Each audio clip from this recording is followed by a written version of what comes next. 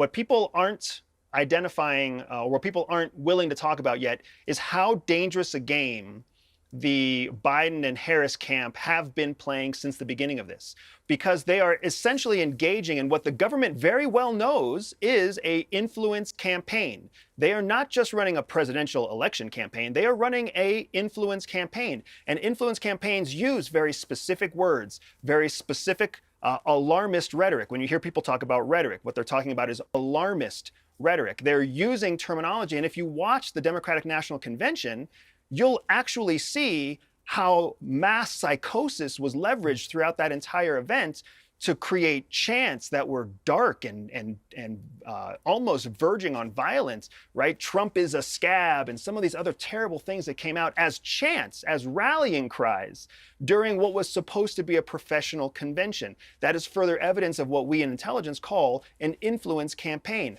Traditionally, the most politically embedded candidate has always leveraged these influence campaign tactics. Donald Trump, being a returning candidate, does not have that same network, does not have that same connection that Kamala Harris and Joe Biden have been essentially cultivating for the last 4 years. I mean, interestingly, the second shooter, Ruth, was using towards the end on social media, that was found by the media before most of it got shut down, was using direct sentences which had come out of Kamala Harris's mouth about Trump being a threat to democracy and so on. Conversely, Trump every single day, he's just done it now on X, will say that Biden and Harris have destroyed the country and only he can save it. I mean, there's a very kind of apocalyptic language being used on both sides, isn't there?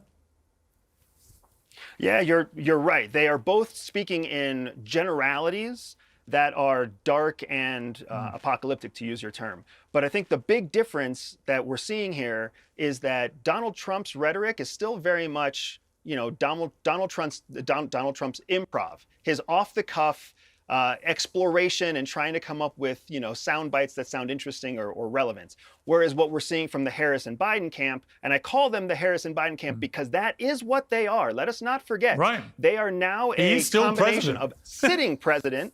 Yes, sitting president and prospective president, something that has not happened before in history, where a sitting president eligible for re-election simply chose to nominate their vice president. Either way, what you're seeing from that camp are very well-tailored, crafted attacks that are repeated over and over again. Anybody in business, anybody in marketing, even you, peers in media, you understand the value of saying the same phrase the same way over and over again. Yeah. Right? And that is exactly what is happening from the current sitting administration. No, I think there'll be lots of people. It's a very dangerous game because it sets a precedent. Freedom!